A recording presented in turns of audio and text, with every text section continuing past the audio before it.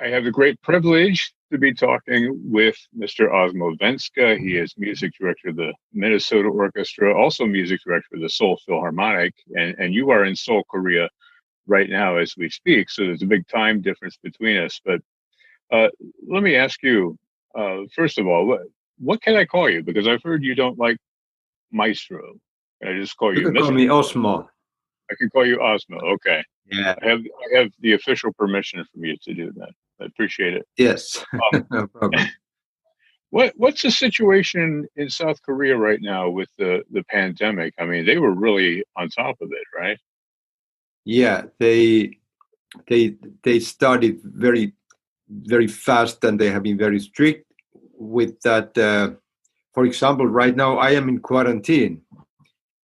I'm in 2 weeks quarantine, and means that I'm here with my wife. We are not allowed to go out from the Mm, apartment, and we have the app on our phone which is locating us, and they check our temperature 3 times per week per day. They call us once, and if our phone is too long time on the same table without moving, then they ask us to confirm our location. Otherwise, some health officers or police could come to this place, and they are very strict with that, and that's why one of the reasons why they are handling it so well.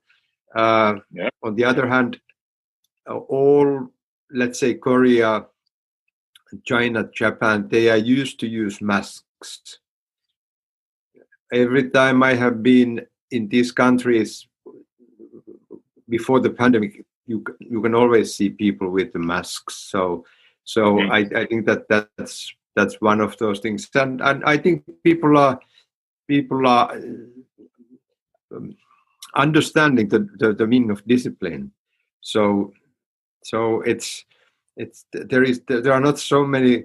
I think the feeling is there not so many individual freedom questions than in some country where I have where you are right now.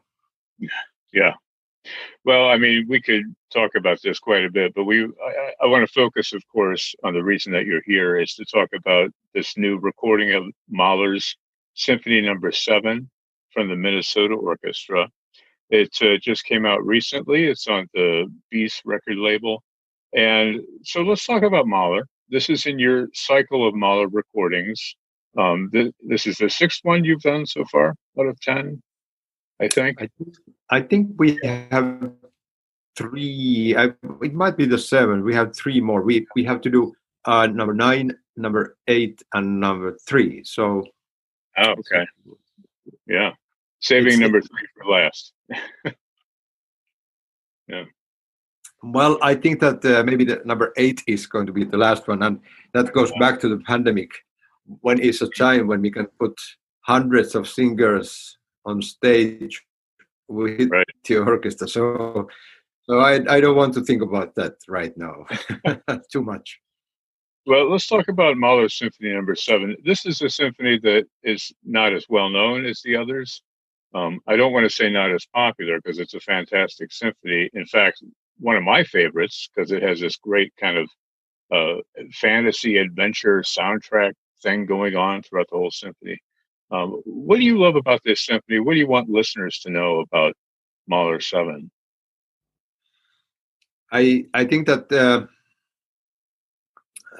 practically speaking, Mahler wrote always the same music. If you want to understand what I mean, it's always about human beings. Maybe Mahler himself and all the things which we have here. We have to handle. We have hope. We are struggling.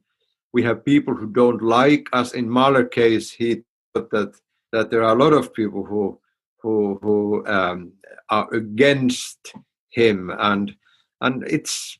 I think that it's those kind of emotional things which are happening. Sometimes there are rainy days, and sometimes there are some hope. But but in any case, really, really emotional music, and extremely well written. So all those layers of different emotions, desperations, sometimes hope, they are very much coming out from the music, and that is not only, as I said, the seventh, but that is Mahler, which he's. I think that he's giving us maybe one of the largest emotional scale compared to any composer. Yeah. Talk a little bit about your working relationship with the Minnesota Orchestra and how you bring this music to the stage and to the recording itself.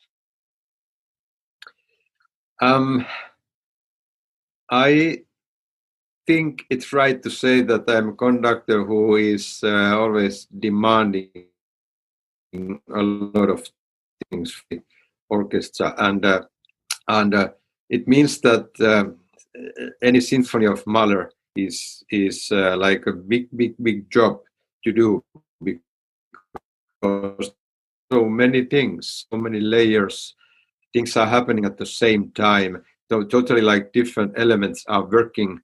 One is living its own life, the other one is living own life. Maybe there's a third and fourth one, and it's finally, when things are in a place, when people are really playing as written, as the score is written, and also one huge thing with Mahler's music is all the dynamics, all the there are always people who are playing very loud the same thing as some other group is playing the softest possible, and then he fixes that again and again. Needs a lot of discipline from the orchestra to trust the music and to play as it's written. And I believe that as Mahler was not only a composer, but he was one of the best conductor of his times. He knew from both sides. If he wrote something, I think that as a conductor myself, I have to believe what he wrote. And then if we can just um, do what he wrote, all those million changings of details, then the music is going to be fantastic. Yeah. It sounds fantastic. Let me say, one of the things I notice about the Minnesota Orchestra is the cleanliness to the sound, the absolute purity that I hear in all of these movements in the symphony. So my compliments to you and to the symphony, into the orchestra as well. Tell us a little bit about your transition from a clarinetist to a conductor. I know you're still playing clarinet, right? Yeah. But when did you get the conducting bug? I have had only two dreams in my whole life. Um, I was 9 years old when I got lead violin, and never liked it. I had it like 1 year, didn't want to practice, and it sounded awful, obviously. And then a year later, I got the clarinet. There was one church in Finland, a place called Kotka.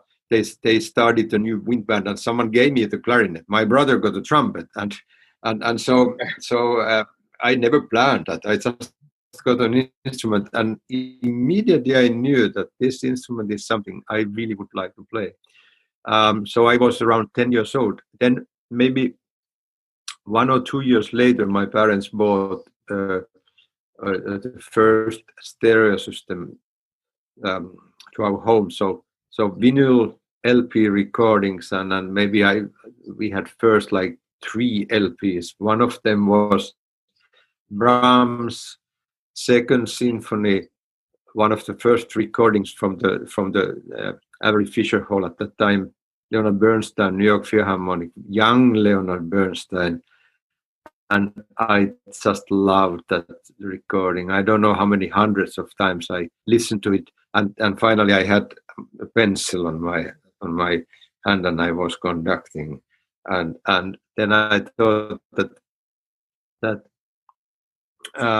well, the thing which I didn't tell you with the clarinet was that I just like I liked the instrument so much. I thought that if there is any chance to be good enough so that I could be a member of a professional orchestra and play the clarinet, that would be great. Would be great.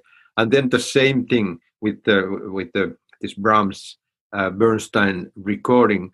I thought that it might be great to be a clarinet player, but even greater if I can stand in front of the orchestra and conduct them. But I know that it's going to be really demanding, and I can't be sure if I can ever do it. But so I was 18 years old when I got my principal clarinet job in Turku Philharmonic in Finland, and then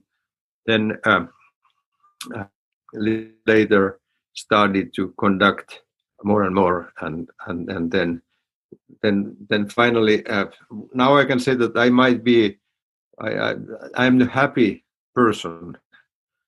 Two dreams they have come true. That's wonderful.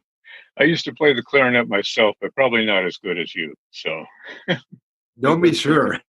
yeah, but you're still playing occasionally, right? Yes, there was a time in my life when I just thought that I am done with the clarinet, and I played less and less and less, and then finally put it away. Actually, for 3 years, it was 2001 maybe. I thought that I don't want to touch the instrument because it needs.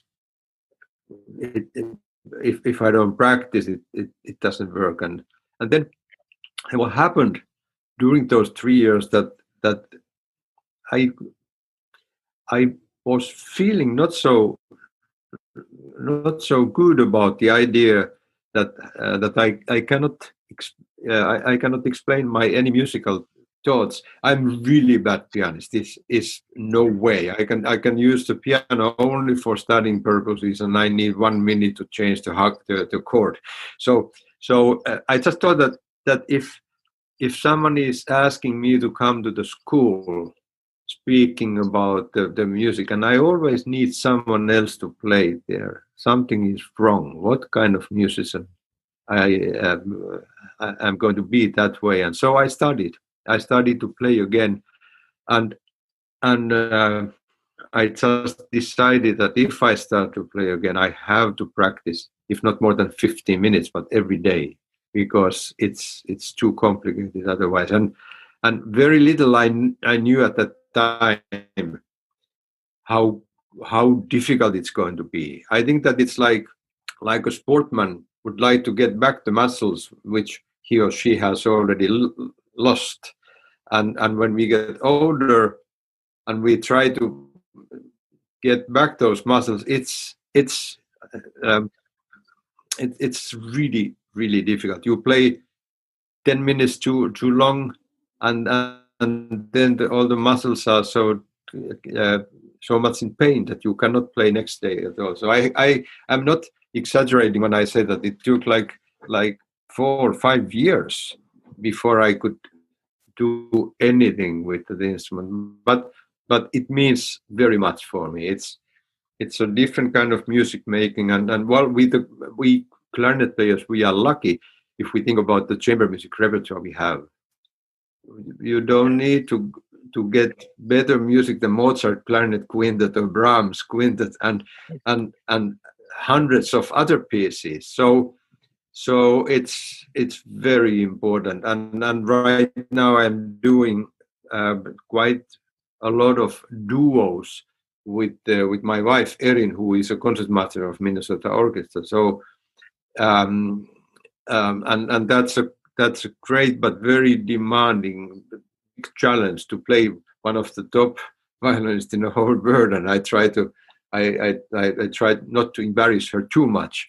And another thing which comes out from that idea is that we know that there are not so many duos for clarinet and violin. So we are right now collecting material for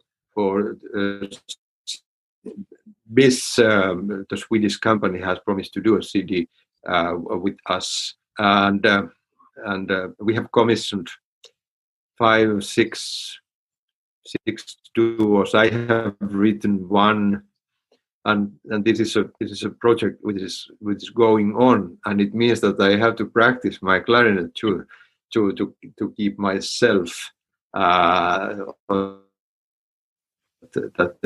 we can continue. Yeah, that's great.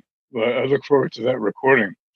I want to thank you for your time, Osmo Vänskä, who is music director of the Minnesota Orchestra. This beautiful new recording, and we look forward to more from you and the Minnesota Orchestra. Thanks so much for joining us today. Thank you. My pleasure. Thank you so much.